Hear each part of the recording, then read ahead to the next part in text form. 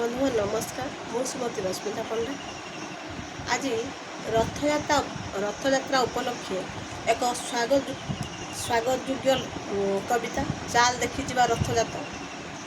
ମୋ ଲେଖନୀରୁ କେଇ ପଦ ପେଜରୁ ଆଦୃତ।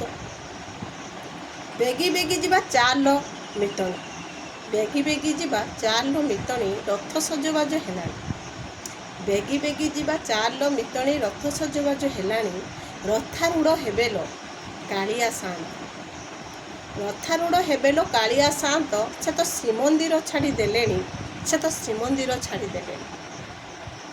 ବରଷକେ ଥରେ ଏ ରଥ ଯାତ୍ରା, ବରଷକେ ଥରେ ଏ ରଥ ଯାତ୍ରା, ଏ ତ ଓଡ଼ିଶାର ନିଆରା ପରମ୍ପରା। ଦେଶ ବିଦେଶରୁ ଦେଖିବା ପାଇଁକି ଶ୍ରୀକ୍ଷେତ୍ରରେ ଦିଅନ୍ତି ଟଣା ପହରା। ହିନ୍ଦୁମାନଙ୍କର 13 ପରବରୁ ଏ ରଥଯାତ୍ରା ସର୍ବୋତ୍ତମ, ହିନ୍ଦୁମାନଙ୍କର 13 ପରବରୁ ଏ ରଥଯାତ୍ରା ସର୍ବୋତ୍ତମ। ଦେଶ ବିଦେଶର ଏଜାତ ପରିକା କେହି ନୁହେଁ ଏହାର ହେବ ସମ, ଦେଶ ବିଦେଶର ଏଜାତ ପରିକା କେହି ନୁହେଁ ଏହାର ହେବ ସମ। କାଳିଆ ଯାଉଛି ହଲି ହଲି, ନିଅନ୍ତି ଭକତେ ତାକୁ ଝୁଲି ଝୁଲି।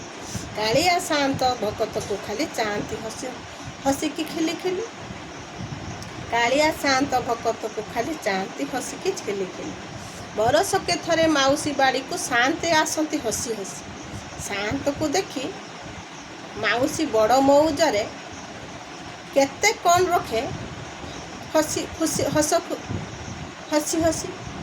ସାଆନ୍ତକୁ ଦେଖି ବଡ଼ ମଉଜରେ ମାଉସୀ କେତେ କ'ଣ ରଖେ ହସି ହସି। ଏତେ ବଡ଼ ସାଆନ୍ତଙ୍କ ଲୀଳା, ଏତେ ବଡ଼ ସାଆନ୍ତଙ୍କ ଲୀଳା, ଦେଖିବାକୁ ଲୋକ ଆସନ୍ତି ପୁରୀକୁ, ଭକତ ଭେଳାକୁ ଭେଳା, ଭକତ ଭେଳାକୁ ଭେଳା। ଏହି କବିତାଟିକୁ ଆରମ୍ଭରୁ ଶେଷ ପର୍ଯ୍ୟନ୍ତ ଦେଖନ୍ତୁ। ଆଉ କେମିତି ଲାଗିଲା କମେଣ୍ଟ ଜରିଆରେ ମତାମତ ଦିଅନ୍ତୁ। ରହିଲି ବନ୍ଧୁଗଣ, ନମସ୍କାର।